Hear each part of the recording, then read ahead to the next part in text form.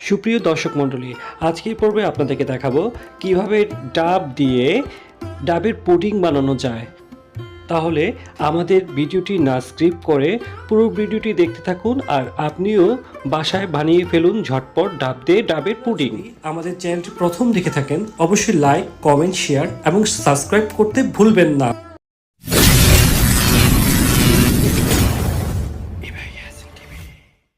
সুপ্রিয় দর্শক মণ্ডলী, ডাব দিয়ে ডাবের পুডিং বানানোর প্রক্রিয়াকরণ আপনাদেরকে এখন আমরা দেখিয়ে দিব।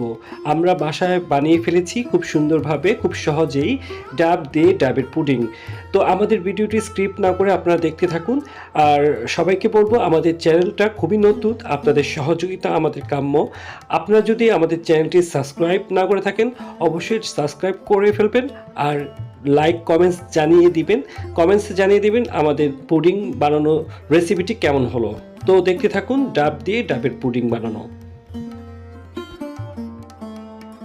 আমরা প্রথমে একটি ডাব থেকে ডাবের শাঁসগুলো পাতলা করে কেটে আলাদা করে রেখেছি এবং একটি পাত্রে ডাবের পানি ও আরেকটি পাত্রে স্বাদ মতো চিনি এবং আগার আগার পাউডারও আমরা ব্যবহার করেছি।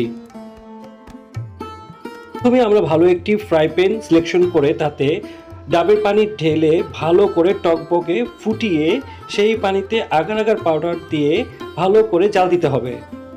আমরা ডাবের পানি 5 মিনিট ভালো করে জাল দিয়ে তাতে আগে থেকে কেটে রাখা ডাবের শাঁসগুলো ঢেলে দিব এবং ভালো করে নেড়ে দিব। এভাবে ভালো করে ডাবের পানি ও শাঁসগুলো 5 মিনিট নাড়তে হবে এবং টকবগে ফুটাতে হবে।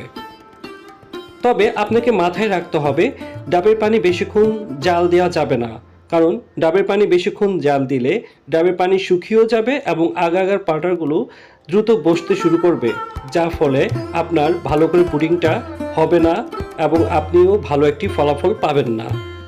অবশ্যই আপনাকে 5 মিনিট নাড়তে হবে, এর বেশি যেন না হয়।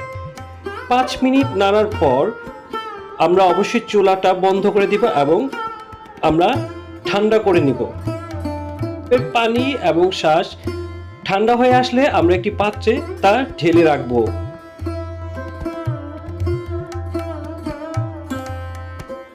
ঢেলে রাখার পর আমরা একটি চামচ দিয়ে ডাব এবং শাঁসগুলো ভালো করে নাড়িয়ে সুন্দরভাবে পরিপাটি করে সাজিয়ে দেব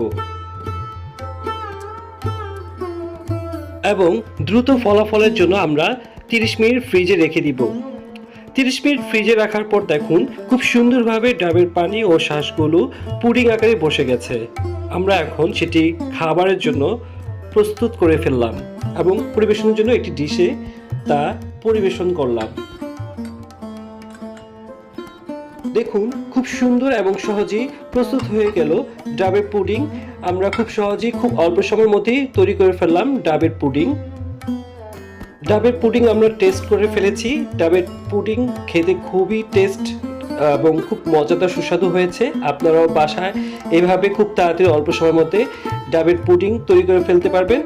সুপ্রিয় দর্শক মণ্ডলী, আজকে আপনাদেরকে দেখালাম ডাবের পুডিং কীভাবে তৈরি করতে হয়।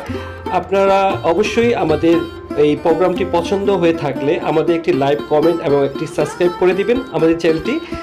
আর সামনে নেক্সট প্রোগ্রাম পেতে হলে অবশ্যই আমাদের সাথে থাকতে হবে আর আমাদের ইভা ইয়াসিন চ্যানেলটি অবশ্যই সাবস্ক্রাইব করবেন। পরের পর্বে আবার দেখা হবে। সবাই ভালো থাকুন, সুস্থ থাকুন। আল্লাহ হাফেজ।